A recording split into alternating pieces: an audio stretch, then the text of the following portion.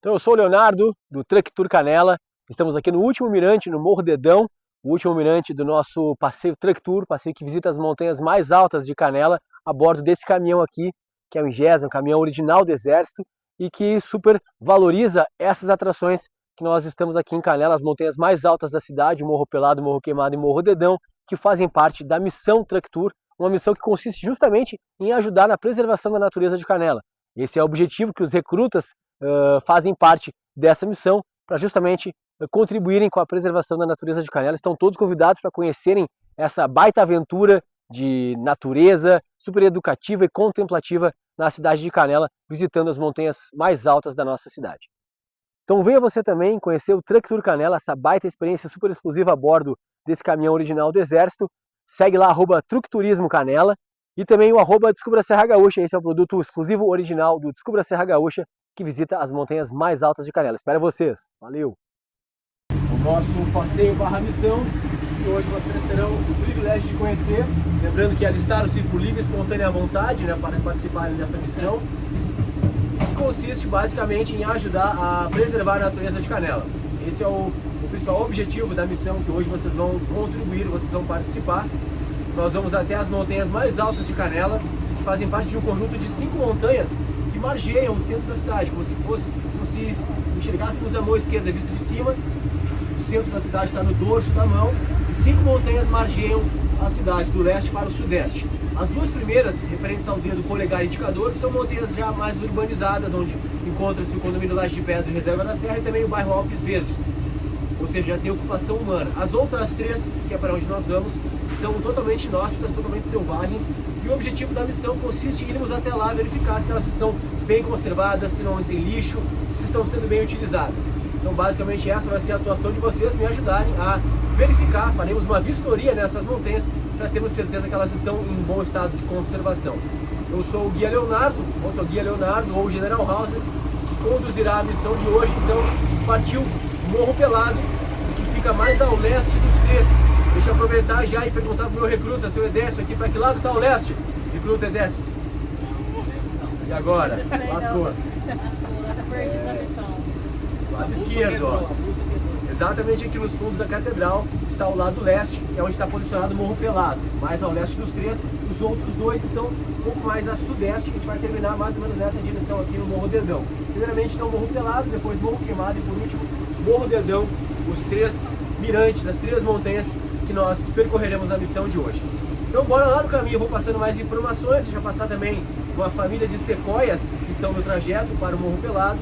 E depois, chegando lá, vou falar um pouquinho mais sobre a formação geológica e também a fauna e flora, o ecossistema como um todo que ocorre nessa região. Fiquem à vontade, pessoal, eu peço que não levantem-se durante o deslocamento do veículo. O cinto ele é opcional, vai rodar uma mensagem agora que sugere a utilização, mas fiquem à vontade, não é obrigatório. Só é obrigatório mesmo é não levantarem-se durante os trajetos. E quando adentrarmos no ambiente mais selvagem, que vocês vão notar que adentramos, cuidem quem estiver nas janelas, porque alguns galhos poderão flertar com os rostos de vocês.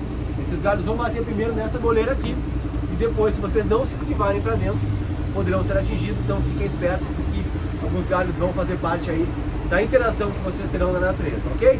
Então partiu o Morro Pelado, nossa primeira parada do Truck Tour. Vamos lá! Pedimos que coloquem os cintos e permaneçam durante todo o tempo de duração do deslocamento.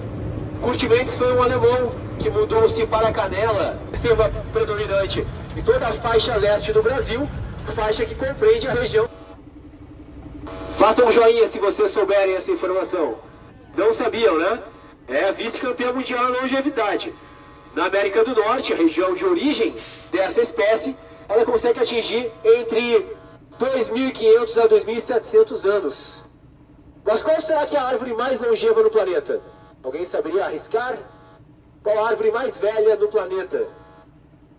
Não fica no Brasil, não é uma araucária e nem é o pau-brasil. O pessoal adora chutar que é o pau-brasil ou a araucária. Alguém saberia dizer? É uma oliveira que existe na Grécia e que estima-se que ela tenha 3.000 anos. Essa é a árvore mais antiga no planeta Terra. Essa aqui é a vice, portanto, lá na América do Norte, mais precisamente nas florestas californianas. As sequoias atingem 2.500 a 2.700 anos.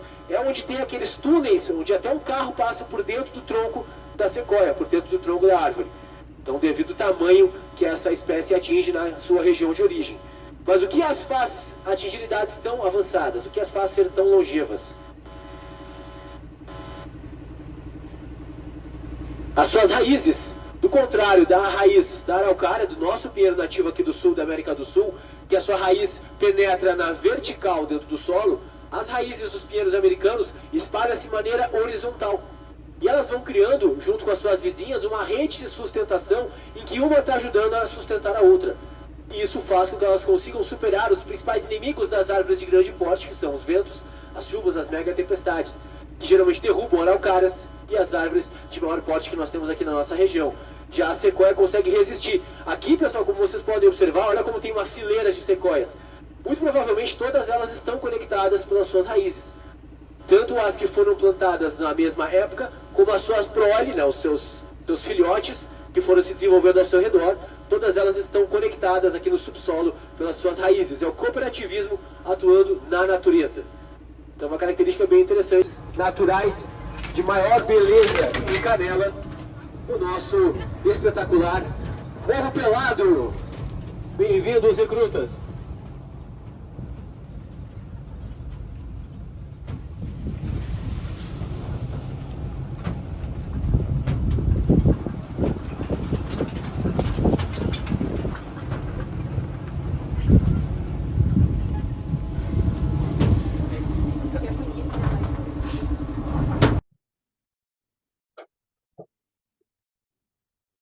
Cuidado com o degrau.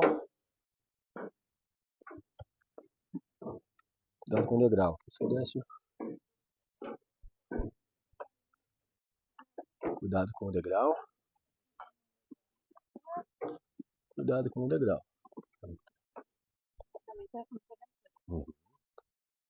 Então, chegamos ao Morro Pelado. Aqui estamos a mais de 900 metros de altitude. O que poderei comprovar, explicando para vocês o porquê que nós temos aqui à nossa frente aquela linha reta. Observem que interessante, no horizonte, aquela linha reta que a gente consegue observar aqui na frente. Ó. Essa linha reta, pessoal, se dá por uma perspectiva, porque 900 metros é a altitude meio que padrão nessa região aqui. Poucas montanhas ultrapassam os 900 metros. Aquela ali é uma delas, ó. Observe como ela supera um pouquinho a linha reta do horizonte. Aquela montanha que está à esquerda daquele conjunto de duas montanhas. Aquela é a montanha da Canastra. Meus amigos escaladores, alpinistas que já subiram nela, registraram 911, 913 metros aproximadamente no topo daquela montanha. Então ela passa um pouquinho daquela linha reta do horizonte. O restante do relevo não passa de 900 metros. E como estamos acima de 900, por isso essa questão da perspectiva faz com que nós enxerguemos aquela linha reta no horizonte. O leste é bem aqui, ó, onde tem aquela fenda, região dos Bugres em Canela. O Sol nasce exatamente aqui, predominantemente aqui, né? Ele faz uma variação de posição, mas predominantemente nasce nessa região aqui. A lua cheia também é espetacular de vir presenciar ela nascendo, também sai de trás daquela linha reta no horizonte. Então o Morro Pelado, para vocês entenderem o porquê do nome, passamos uma viagem no tempo e voltamos a cerca de 150 milhões de anos, quando começaram a ocorrer uma sequência de um total de 33 camadas de derramamento basáltico que atingiram essa região aqui. Não foi um derramamento vulcânico porque não veio de um vulcão, veio mais precisamente de uma fissura. Nessa época do ano, movimentos tectônicos sacudiam o planeta inteiro, movimentos tectônicos pré-separação dos continentes. E acontecia com uma certa frequência de separar um pouquinho aqui, um pouquinho ali, e abriam-se fissuras de onde jorrava o magma do núcleo da Terra. E foi o que aconteceu numa fissura que abriu-se na região da Bacia do Paraná.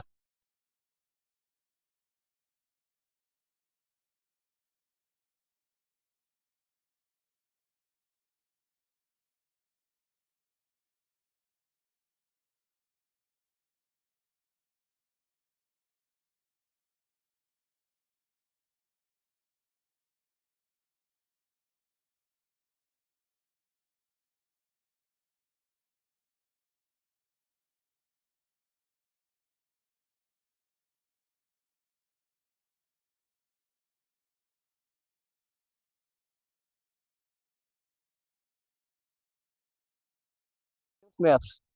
Então ali foi um movimento bem abrupto de abalroamento, erguendo mais alguns metros acima. Esse movimento de abarroamento, fazendo essas 33 camadas, principalmente as mais superiores, a 31ª, 32ª, 33ª camada, fazia ela...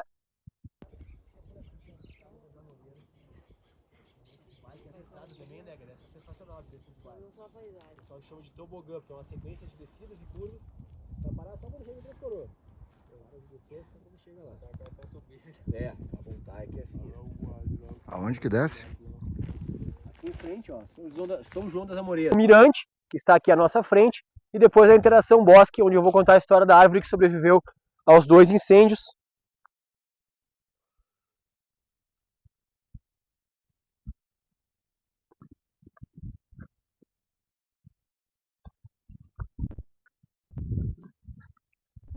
Observar comigo, ó. Como de um lado, ó, aqui à nossa esquerda, pirambeira, ó. Conseguem ver entre as árvores que é um peral bem alto, ó. Aqui à nossa direita também, ó. Pirambeira do lado de cá. Ou seja, ele forma uma seta. A ponta dessa montanha aqui é de fato bem aguda, formando essa seta na direção do Paranhana. Aqui o abalroamento, em vez de ser para cima, ele foi mais para frente, formando então essa seta, essa montanha bem pontiaguda, virada para o Paranhana. Essa montanha aqui, pessoal, vista de baixo, ó, quem passa naquela estradinha do São João das Amoreiras e segue sentido Chapadão, ó, aquela estradinha que está ali embaixo, essa montanha aqui é a mais bonita, vista de baixo, porque ela parece uma pirâmide. Ela tem placas de basalto que estão aqui dos 2 lados dessa ponta, dessa seta, que vista de baixo, ela parece uma pirâmide, bem pontiaguda. Até porque é a mais alta das 3, então ela se destaca mais do que as 3. Então é a montanha mais bonita vista de baixo, justamente por essa formação geológica bem peculiar que ela apresenta. Parece uma pirâmidezinha. Do lado dela tem uma que é mais alta, à esquerda dela, bem embaixo desse galho aqui, ó. Aquilo é o Morro Agudo, a montanha mais alta em Gramado Canela. Lá em cima, registra-se cerca de 914, 915 metros de altitude, atingindo, portanto, as altitudes mais elevadas em Gramado Canela. Aqueles eucaliptos que estavam lá, por incrível que pareça, já foram consideradas pequenas demais para terem sido cortadas e foram mantidas. Lá atrás, nos anos 70, quando houve a primeira extração do eucalipto, os caras olharam para elas, essa aqui está pequenininha, deixa para trás, vamos cortar essa outra aqui que está maior. E elas ficaram e sobreviveram porque foram um dia pequenas demais para terem sido cortadas. Olha como é a vida, né? E hoje são gigantescas. E essa que está aqui também foi uma das que foi considerada pequena demais e ficou para trás. Não foi extraída nessa primeira extração ocorrida na década de 70. Tacaram fogo para mudar o solo e poder introduzir depois o pinus ilhote, só que eles não contavam com a minha astúcia, né, como já diria o Chaves. Não sabiam que ela possui esse mecanismo de defesa. Isso quem me ensinou foi o Trave, colega das gurias ali da Broker Turismo, biólogo e conhecedor do comportamento de muitas espécies. Ele me contou que essa espécie do eucalipto vermelho da Oceania tem uma capacidade de... um mecanismo de defesa quando assolado por incêndio, ela abre a casca do seu tronco para fazer com que o fogo venha para dentro dela e ali dentro, sem ter como respirar, o fogo apague. É um mecanismo de defesa coletivo na natureza. Observem como aquela outra ali embaixo também fez. Ó. Observem como o tronco daquela ali também apresenta uma cicatriz, uma moléstia similar. Ó. Eu imagino a conversa entre elas. Ó, o fogo está chegando, partiu abrir os nossos troncos, puxar o fogo para dentro para a gente apagar o incêndio, beleza? Bora lá. Vamos abrir os nossos troncos. Então foi o que ela fez. Essa cicatriz ela deve ter cerca de 50 anos, que é desse incêndio ocorrido aqui nos anos 70. Os antigos da cidade contam que esse incêndio ele durou 7, 8 dias, não tinha corpo de bombeiros ainda atuante na cidade naquela época, tinha que vir de Taquara, sei lá, tinha que vir de fora os bombeiros. Então isso aqui ficou queimando uma semana, 8 dias, e só foi parar de queimar lá pelo 9º, 10º dia quando choveu. As famílias já rezavam para que a chuva chegasse, porque já estava ficando ruim de respirar, no centro do vilarejo, que era Canela nos anos 70. E até que lá com a chuva do 9º, 10º dia, as labaredas cessaram e isso aqui parou de queimar. Mas observem que outras árvores queimaram recentemente. Ó. Essa aqui que eu estou em cima, inclusive, queimou. São árvores de menor porte.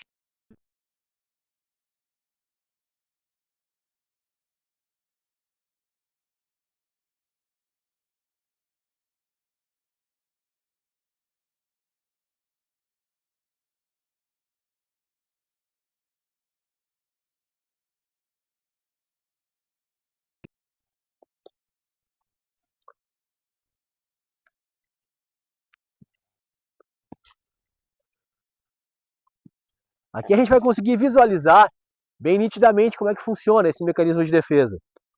Essa cicatriz aqui, então, 50 anos, lá do incêndio da década de 70. Essa aqui já, pessoal, 5 anos. Ó. Chegue mais perto para vocês verem de frente como é que ela se apresenta. Ó. Talvez por isso que eles desistiram da ideia de cultivar essa espécie, porque olha só quanta casca se desaproveita dessa espécie. Porque tudo é casca. Ó.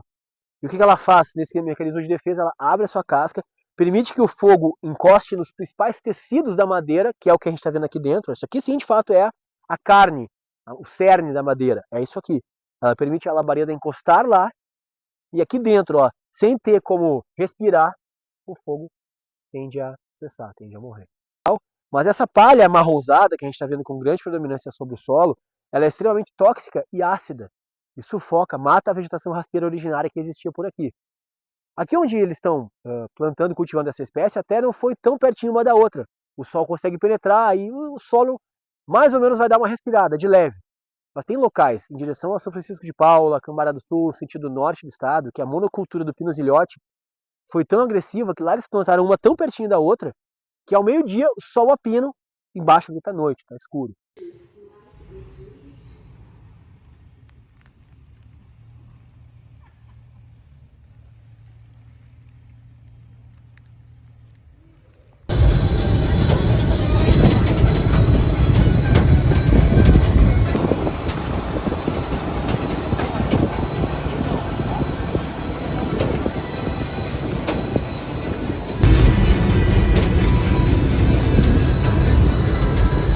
Três coroas, na sequência tá a igrejinha e depois lá atrás seria Taquara. A serra e que fazem parte da região do Vale do Paranhão.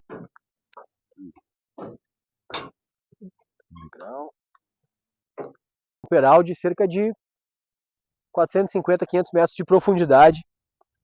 Aqui à nossa frente está o Vale do Chapadão. A estrada do Chapadão, ela está bem ali na frente, ó. E vai subir de volta para Canela entre essas duas montanhas, entre aquela ali que é o Alpes Verdes e essa aqui. Então aqui à nossa frente encontra-se o que seria a analogia do dedo indicador, na mão esquerda vista de cima, que é referente ao bairro Alpes Verdes. Depois dele que encontra-se Laje de Pedra, o dedo polegar na nossa analogia da mão. É um local que é um funcionário do Museu de Cera que começou a fazer na sua casa, no seu sítio, nos finais de semana, personagens de filmes de terror. Ele devia assistir, certo, muito filme de terror. Começou a fazer, botou o Jason ali na frente, botou a Samara, aquela do poço, botou mas não sei quem, e encheu a frente da casa dele desses personagens de filme de terror. E é um local aberto, um sítio aberto, e os turistas começaram a passar por ali, a descobrir isso, e isso começou a viralizar. Então tem lá no TripAdvisor um monte de avaliações já desse local. Tá bem aqui embaixo, exatamente aqui embaixo. Então o Museu das Esculturas de Terror é uma das atrações desse interior aqui de Canela, do nosso Vale do Chapadão.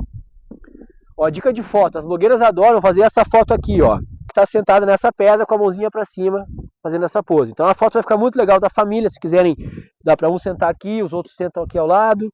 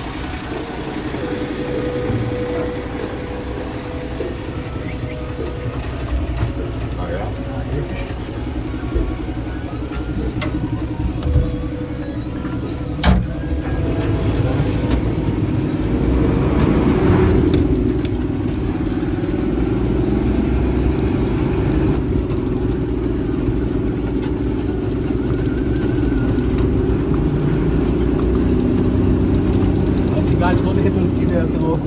Saiu o vento, ó, velho.